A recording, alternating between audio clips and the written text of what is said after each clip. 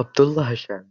This man is probably one of the most hated amongst the Abrahamic world, with the term of Antichrist being closely associated to him. You may have seen a video about him, and in fact, he has a very active YouTube channel labeled The Mahdi Has Appeared. Even though most of his videos seem to be uploads of people professing their faith towards, this man has gathered a lot of attention, and not for many good reasons. Hey everyone, welcome back to another episode of the Theology Nerd. If you're new here, my name is Aditya, and I'm a self-taught theologian trying to make sense of the world around me. And today, you're listening to episode 2 of a series I'm doing on cults.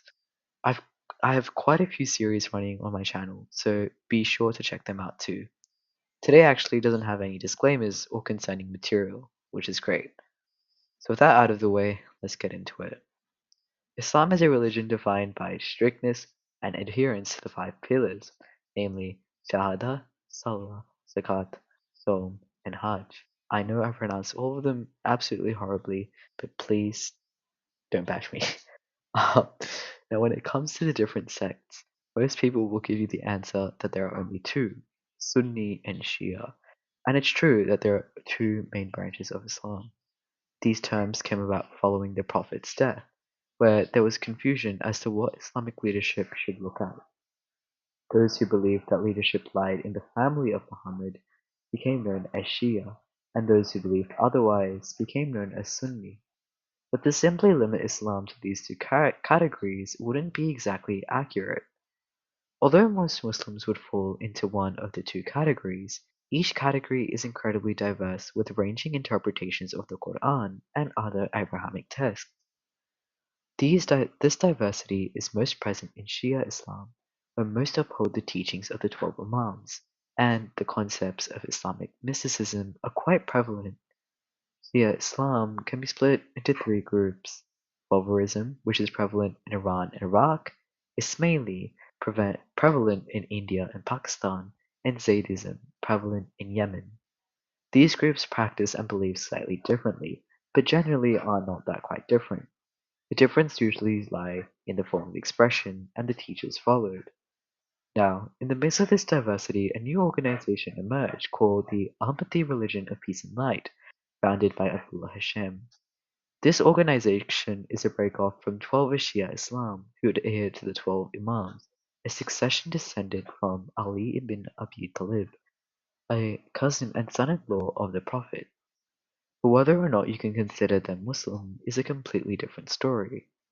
The story of this religion begins with a man named Al-Hasan, an Iraqi man who had claimed to have met the 12th and last Shia Imam. Although secular and Sunni historians agree that the Imam was killed by Sunni forces, Shia Muslims believe that he did not die, but rather exists in a state of hiding. Al-Hasan claimed that this Imam met with him and claimed that Al-Hasan was the Yamani.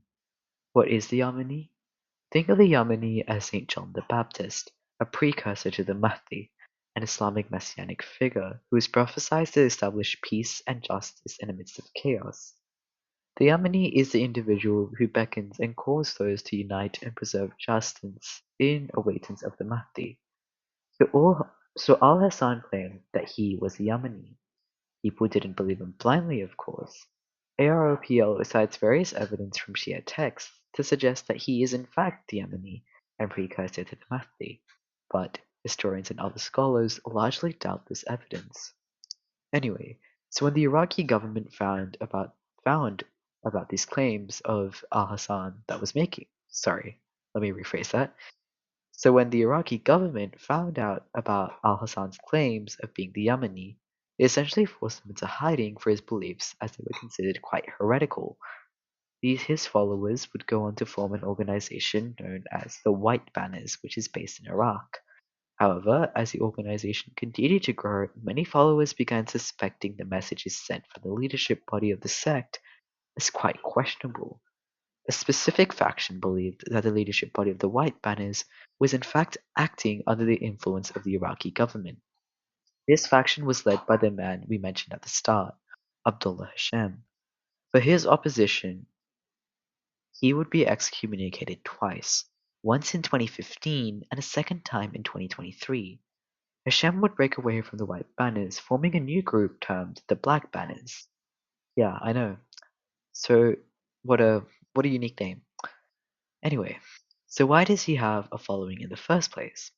Well, in 2015, Abdullah claimed that he was a Qaim al-Muhammad, which is essentially a role that describes an eschatal- eschatological figure who will establish justice and peace at the end of time, which is also probably why he got excommunicated. Moreover, he claims to be part of an ancient Shia prophecy. The prophecy goes a little bit like this. Also, by the way, I took a bit of the following section from the Wikipedia article, so just take it with a grain of salt. And Abdullah, if I got anything wrong, please don't sue me.